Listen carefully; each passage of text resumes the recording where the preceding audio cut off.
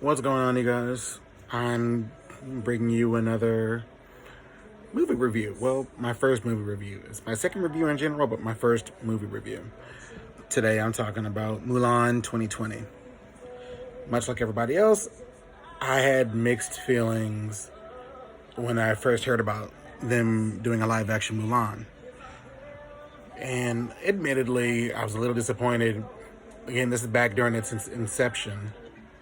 Sorry, the movie just went off, so I'm literally just doing it while it's fresh in my mind. So, yeah, I had mixed feelings about it, and I was a little disappointed when there'd be like zero songs. And for a good Disney movie, especially one that came out in the Renaissance, it's a little disheartening to find out that only the movie with, what, about 3, 4 songs? What was it? Honor to Us All, Reflections, Make a Man Out of You, and A Girl Worth Fighting For. There's your 4 songs in the entire movie, and none of them are there. And of course, there'd be no Mushu. Now, that already threw a lot of people out of whack. But, moved on. Then, of course, the whole COVID thing hit, and that threw everything even more so out of whack. So, which led to this $30 purchase of, admittedly, what? I think $30 would be my ticket plus the popcorn. Seeing as though I ate food here at my house after I bought the movie, I guess it kind of works out in the grand scheme of things if you really want to consider it like that.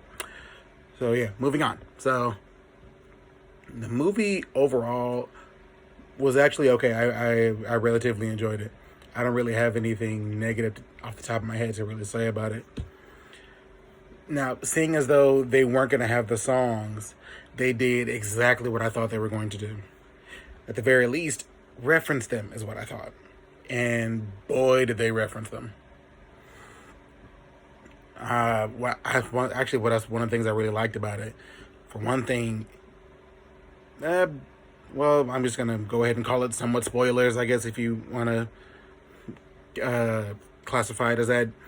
If you want to, don't watch this review until you've seen the movie. So, they really kept the refrains from Reflections almost throughout the entire movie, and especially a lot of the moving parts where Mulan has to contemplate things or really coming to her own. You hear, if you really pay attention to the background, you really hear the music to Reflections. I like that in movies how they reference certain things. Another thing I liked was I would have to agree that the lack of comic relief was a great choice. And I knew that going into it, that they weren't going to have Mushu or any sort of comic relief. Though it worked heavily for the movie, and I love them for that, it didn't necessarily fit with how they were trying to do it here in this live action. If I remember correctly, they were trying to keep it more realistic, in a sense, and more towards the original stories in Legends of Mulan. So the more serious tone worked for it. I thought it was cool as far as casting, kind of jumping around here, that they got, if you recognize this actor from, if you would say, the Rush Hour series, he played Ambassador Han, the actor known as Zima. He played Mulan's father, and he did a great job in that.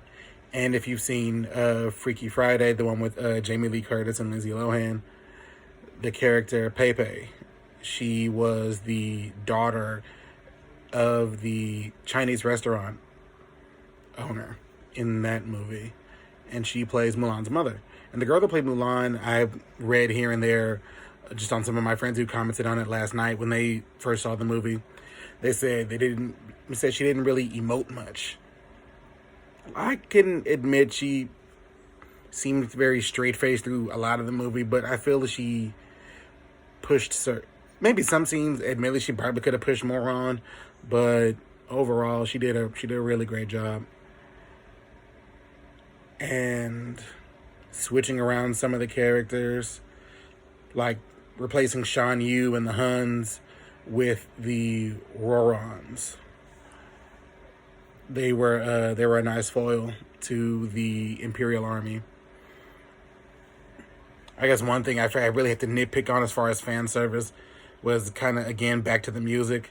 It would have been nice at the very least. We were the most fan service thing you could possibly do in this movie was give us some real good nod to Make a Man Out of You, if not actually giving us the song. Now, the general does reference it. He says verbatim, "We're going to make men out of each and every one of you." And it would have been nice to have maybe at the very least the drum beat to that during their training montage for that. But again, I digress. So,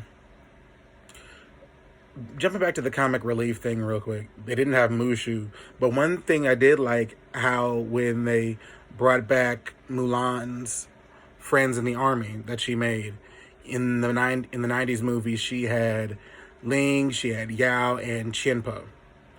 In this version, they still have Yao. He's basically the same, maybe a little more of the comic relief to really classify it as, because he gets most of the laughs and makes most of the jokes in this movie. And they gave the cricket character from the animated movie, they turned him into a member of the army. Said he was born under an auspicious moon or something like that, granting him, I guess they said it would give him good luck or whatever. And so his grandmother named him Cricket. And that kind of feeds into the whole cricket, good luck, in Mulan's grandmother in the animated movie giving her the cricket for good luck. I thought that was a nice touch there. And I love the witch character was actually kind of a nice touch. I was wondering how she fits into all this, just looking back at the trailers and such. Making her, in a sense, relatable to Mulan. She was different and wasn't really accepted by her peers and her village and her family. And basically inviting Mulan when they go face to face to join with her. And if you also pay attention to some of her shape-shifting, I think she's a falcon. And if you remember from the 90s animated movie of Mulan, Shan Yu's pet was a falcon that was always at his side and kind of giving him a hand on the battlefield and scoping the scene, which is similar to what the witch did. It was interesting that her character made a 360 after pushing Mulan to reveal herself, saying that living a lie poisons her chi, which is actually a great metaphor. Living a lie only hurts yourself more than protecting yourself. I thought that was nice. And she died protecting Mulan so Mulan could save the Emperor. Let me see. What else can I talk about? If I do more of these, I'm going to try to get better at these. These are literally off the top of my head just as I finished watching the movie. And interesting, they gave Mulan a sister out of nowhere. Interesting choice there. The matchmaker scene did get a little laughs. Did get a few laughs, not as much as the original. But again, more serious tone. Got to give some small jabs while you're in there. What else do we have? I like how Mulan was basically... Oh, yeah. The general character. I liked how he basically kind of took Mulan under his wing and basically gave her the secret tools that she needed to not hold on to her inner power, like her father taught her as a girl. And in this movie, it is believed that only the men of the village, or even the warriors and soldiers, would have that inner power, that inner chi that would make them great or make them powerful or whatever. And he knew, he saw that from the beginning, from when she was a child. Because similar in the 90s movie, he was a war hero, so he saw it in her, the same similar power. He nurtured it, but also tried to keep it suppressed for her. And I like the general's character in that, kind of pushing her to purpose, so to speak. And I think there's one more thing. The pseudo love interest.